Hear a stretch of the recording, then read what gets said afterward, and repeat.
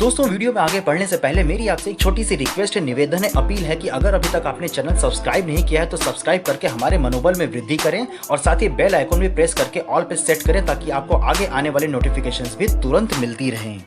भारत के अन्य राज्यों की तरह बनारस में भी शासन द्वारा शराब की दुकानों के खुलने के आदेश के बाद वाराणसी के हर शराब व बियर की दुकानों पर भारी भीड़ देखने को मिली।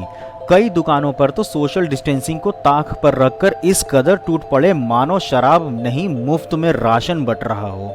शराब की दुकान पर लोगों की इतनी भीड़ होने के बाद भी भीड़ को नियंत्रित करने के लिए न तो वहां पुलिस प्रशासन दिखी, ना ही दुकान के मालिक ने भीड़ को हटाने या बढ़ाने के लिए दुकानें को बंद किया।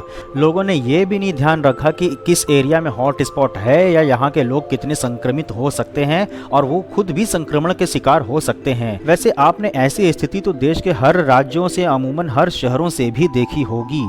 लेकिन इसी बीच बनारस के एक बनारसी चाचा ने काशी वासियों के बारे में जिस तरीके से बताया, उनके दर्द, उनकी पीड़ा को किस तरीके से उजागर किया, ये काबिले तारीफ है।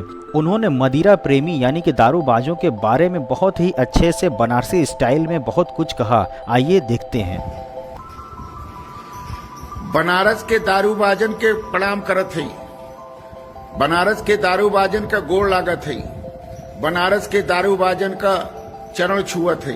बारे बनारस का दारूबाज लोग, हम इतना दिन से बनारस में रहत रही, हमके ई पता नहीं रहल कि बनारस में इतना दारूबाज हुआ। बनारस में भांग, भंगेड़ी, गजेड़ी कम हो गई, दारूबाज ज्यादा हो गई।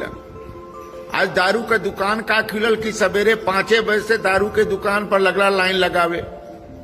अंग्रेजी दुकान पर भी लाइन उतने बड़ा, ठर्रा वाले दुकान पर भी, नूरी वाले दुकान पर भी उतने बड़ा। अभी तक कहत रहा लोग कि भोजन नहीं मिलत हो, पानी नहीं मिलत हो, बड़ा कष्ट बा। दारू का दुकान खुलते भोजन का भूख खत्म हो गई, प्यास खत्म हो गई, दारू का प्यास बढ़ गई। पुलिस डंडा चलावत बा, बेइज्जत करत बा, अपमानित करत बा, तब वो दारू के दुकान से नहीं हटत हुआ। अरे हम देखली भैया कि एक एक आदमिया 5-5 दिन का दारू खरीद के ले जात रहल। ये पैसवा आई कहां से हमरे नहीं समझ में आवत हो। अभी तक पैसा पैसा चिल्लात रहा, दारू के दुकान खुलते पैसा पता नहीं कहां से आ गई। इतना भीड़ दारू के दुकान पर। अरे भैया, दारू के चक्कर में बनारस के संकट में मत डाल दिया लोग। कहीं ऐसा न हो कि बनारस में कोरोना से 2-4 हजार लोग मर जाएं। सबकर जीएल हराम कर दिया दारू के चक्कर में। इतना दारू का नशा चटकल बात हो उनके। 10 दिन में अगर दारू न पीबा तो तुम्हार लीवर भी ठीक हो जाये, मजबूत भी हो जाइबा। दारू पी के मरत बड़ा लोग, लीवर खराब होत बा लोगन का, अस्पताल में भर्ती होत बा, मेहरारू के मारत बड़ा लोग, मेहरारू का गहना बेचत बड़ा लोग। हमरे बगल में एक जने का घर रहा, दारू पिए खातिर अपने मेहरारू के इतना मार दिलन कि ओकर मुंह हाथ फूट गए। पुलिस का रिपोर्टी हो गई। कुल करे का कौन जरूरत है? कुछ दिन दारू ना पीबा तो कुछ बिगड़ी नहीं तो आर। अरे भांग मंगा के पीसला, सील पर पिसबा नहीं, दम लगी। दारू पी के तो दम खत्म हो गई बा, खोखला हो गई बा। इस सरकार भी गजबे काम कैले बा कि रेवेन्यू कलेक्ट करे खातिर दारू का दुकान खोल दिलस। आज सवेरे से दारू खातिर मारा मारी शहर में दिखात हो। एको पान का दुकान नहीं खुलल, लेकिन दारू का दुकान पर भीड़ देखला हर जगह। लंका पर देखला, नरिया पर देखला, लक्सा पर देखला, मामूरगंज में देखला, हर जगह लंबी लंबी लाइन। न कोनो सोशल डिस्टेंसिंग, न कोनो गमछा से मुंह बांधने का तरीका। दारू का नशा में फियाइल घूमत बाना लोग, जल्दी दे दा, जल्दी दे दा। कई लोग तो ब्लैक में दारू खरीदे खातिर तैयार हुआ।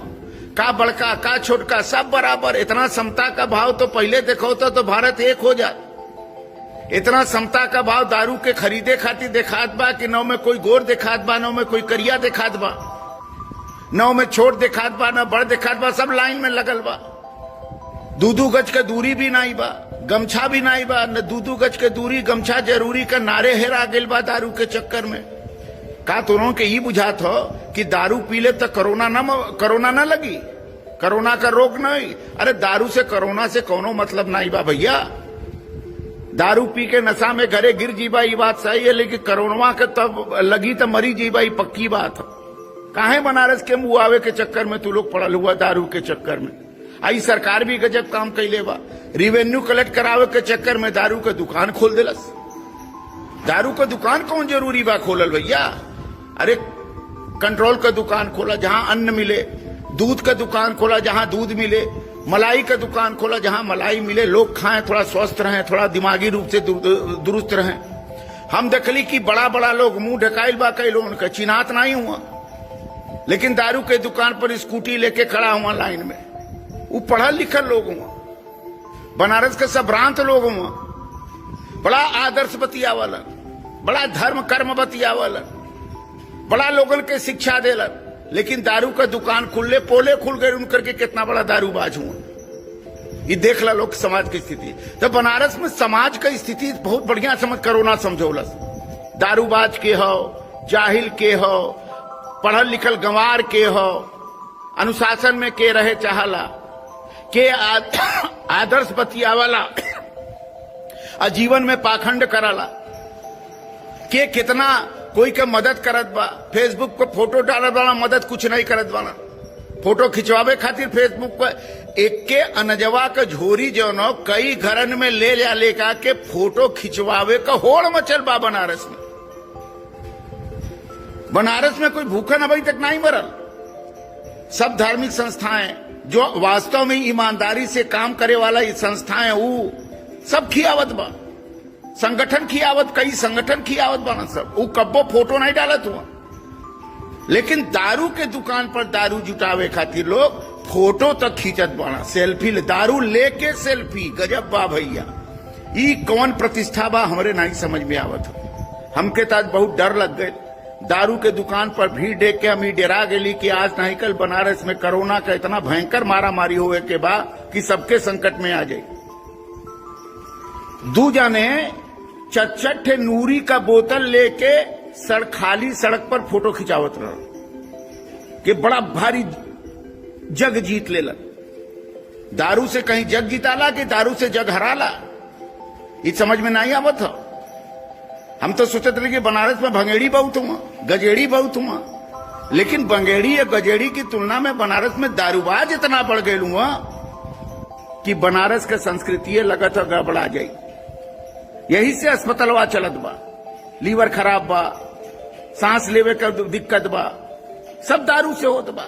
घरे में खाना नहीं बा लेकिन पिए के चाहिए, पी के नारी में लोटत बना लोग। एक जाने सवेरवे जो है लंका के वहरिया जो नस्सी की तरफ रस्तवा जाला, पता नहीं कौन दारू पी के लोटल ओठिया गिरल। अब बतावा इतना नशा चटकल बा तो उनके। भैया दारू खरीदा, दारू ला, दारू पिया, अनुशासन से पिया ना, के रोक ले बा। एक सड़क पर चलत रहा, बड़ा खुशी होके चलत रहा, पूछली कि भैया बड़ा खाए खुश हुआ, हमन के तो चेहरा मुरझा गया बा लॉकडाउन में। तो कहला कि भैया लॉकडाउन के 1 महीना का पूरा कष्ट भुला गए। हम के कहा तो हम जाती बोतल लेवे, बोतल ले करके 3 दिन 4 दिन का लेब, 1 हफ्ता का लेब, पी के टन रब, हमके कोनो चिंता नहीं। दारू का दुकान खैले लॉकडाउन का कष्टवे भुला गए लोग। ई हालत बा बनारस का। बाहर बनारस गजब बनारस हो गई बा। युवा तो युवा, बुजुर्ग लोग 60-60 साल 70-70 साल लगे, जेकर रोकल बा कि घरे में से न निकले, उनके कोरोना ढेर पकड़ ली। वो लोग भी दारू खातिर पगलाइल हुआ, रिटायर हो गए हुआ तब वो दारू खातिर पगलाइल। गजब आज स्थिति दृश्य बनारस का रहल। सरकार से हमार निवेदन बा कि दारू के दुकान जरूर खोले, रेवेन्यू की जरूरत भी बा, तनख्वाह देवे के पड़ी, लोगन के खियावे के पड़ी, लेकिन अनुशासन में रखें। 1 घंटा आधा घंटा दारू का दुकान खोल के बंद कर दे, रोज खोले वो अलग बात बा, लेकिन सवेरे से लेके 7 बजे तक अगर दारू का दुकान खोलियन तो हमके लगा था कि बनारस में जितना धन एक के दिन में दारू से मिल जाये उतना तो पूरे साल भर में न मिलल हो। ये हालत बा बनारस का। आज बनारस का अद्भुत दृश्य देख ली, दारू बाजन के भीड़ देख ली, बड़े बड़े लोगों ने दारू बाजन के भीड़ देख ली, और देख के इस समझ में आयल कि बनारस का समाज अब बदल चुकल बा।